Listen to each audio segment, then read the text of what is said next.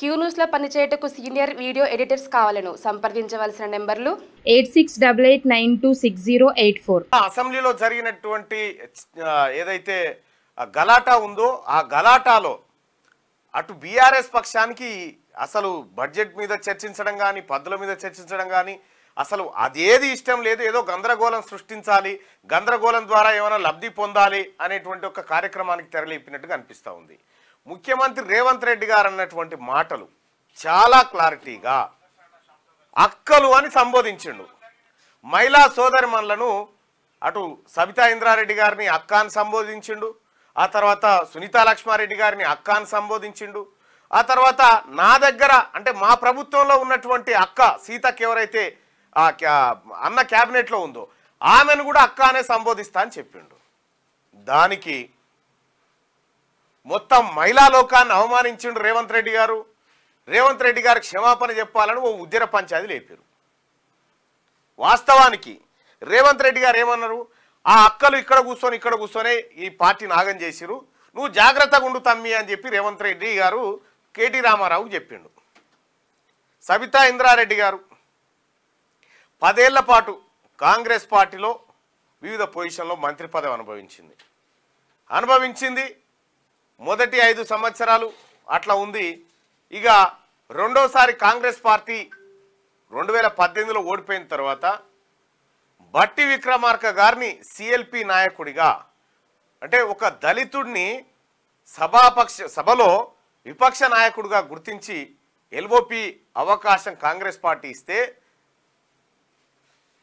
అక్క నువ్వు పార్టీలో ఉండాలే, నాకు కాంగ్రెస్ పార్టీ అవకాశం ఇచ్చింది, మనం పార్టీని రక్షిద్దామని చెప్పి బట్టి విక్రమార్క గారు సబితా ఇంద్రారెడ్డి గారి ఇంటికి పోతే ఖతం ఆయన పోయి బీఆర్ఎస్ పార్టీలో పడ్డది, మంత్రి పదవి తీసుకుంది, అవతల పడ్డది.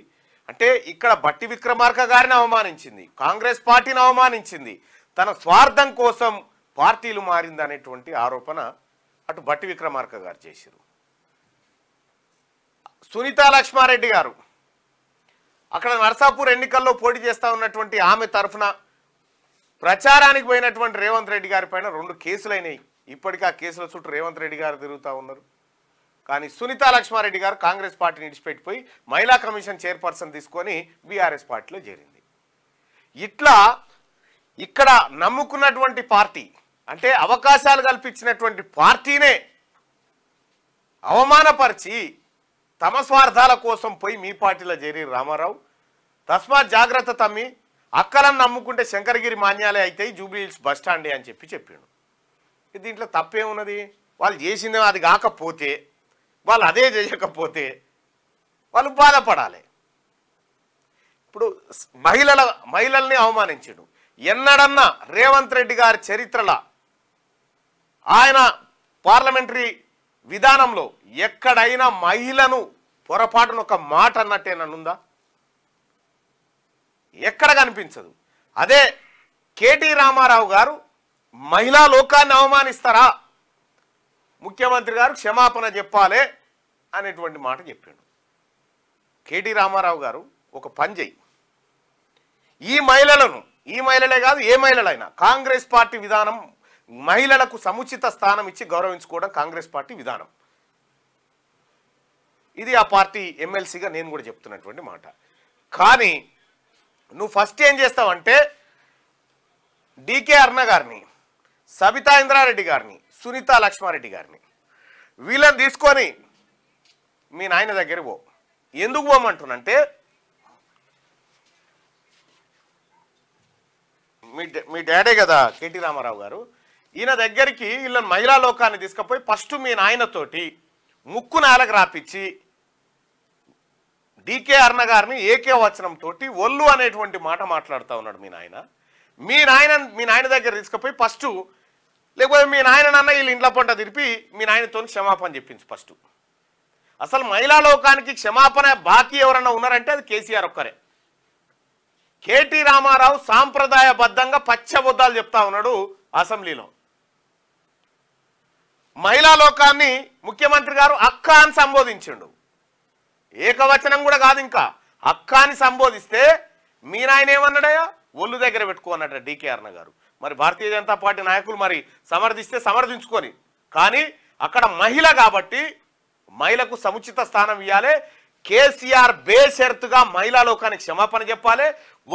ఈయన ఎల్ఓపి, ఈయన రాడు, మేము ఉన్నాం కదా, మేము సరిపోతాం, నువ్వు చెప్పు క్షమాపణ మీ నాయన తరఫున, సభకు నువ్వు చెప్పు క్షమాపణ మీ నాయన తరఫున. ఇంకా అంతేకాదు, ఇదే అంశం మీద ఎవరు కేసీఆర్ గారు సబితా ఇంద్రా ఏది మన డికే అరుణ గారిని ఏకవచనం తోటి ఒల్లు గిల్లు అనేటువంటి మాట మాట్లాడితే సబితా ఇంద్రారెడ్డి గారు ఏం మాట్లాడిరో చూడండి. సబితా ఇంద్రారెడ్డి యొక్క గతంలో కేసీఆర్ చేసినటువంటి వ్యాఖ్యలు, కేటీఆర్ చేసినటువంటి వ్యాఖ్యల పైన మాట్లాడినటువంటి గతం మాట. ఇప్పుడు ఇదే కేసీఆర్ కుటుంబం మళ్ళా సబితక్కను అడ్డం పెట్టుకొని, సునీతక్కను అడ్డం పెట్టుకొని అసెంబ్లీలో రాజకీయాలు చేయాలి, అసెంబ్లీలో గలాటా సృష్టించాలి అనేటువంటి ఒక కుసంస్కారమైనటువంటి వాతావరణానికి తెరలేపారు. ఇక్కడ కేసీఆర్ మహిళలకు క్షమాపణ చెప్పన్నా, రేవంత్ రెడ్డి గారు మహిళలకు క్షమాపణ చెప్పన్నా. మీరు పోల్లో పాల్గొనండి.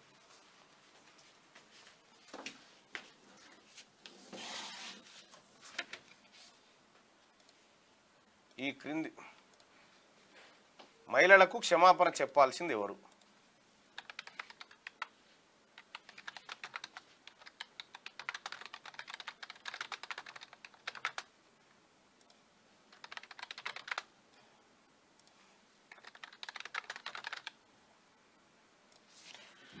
మీ పోల్ స్టార్ట్. మహిళలకు ఎవరు క్షమాపణ చెప్పాలి? ఇప్పటిదాకా చూసినటువంటి ఘటన మీ కళ్ళ మీద ఉన్నటువంటి గతంలో కేసీఆర్ గారు 26 లక్షల మంది రైతులను బ్యాంకు డిఫాల్టర్లు చేసిండు. అంటే అప్పులు కట్టలేదు, ఎగవేతదారులు అని చెప్పి వాళ్ళ రుణాలు కట్టకుండా వాళ్ళని మోసం చేసిండు. కానీ ఇలా కాంగ్రెస్ పార్టీ ప్రభుత్వం 1.5 లక్షల రుణమాఫీ చేసి రైతులను రాజు లెక్క చేసింది.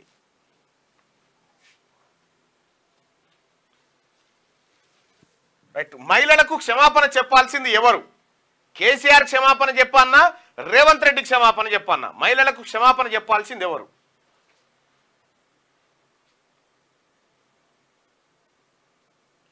ఓటింగ్ లో పాల్గొనండి. అలాగే మార్నింగ్ న్యూస్ చూస్తున్నటువంటి మిత్రులారా లైక్ బటన్ కూడా లైక్ చేయండి. క్యూ న్యూస్ లో పనిచేయటకు సీనియర్ వీడియో ఎడిటర్స్ కావాలను సంప్రదించవలసిన నెంబర్లు 8688926084.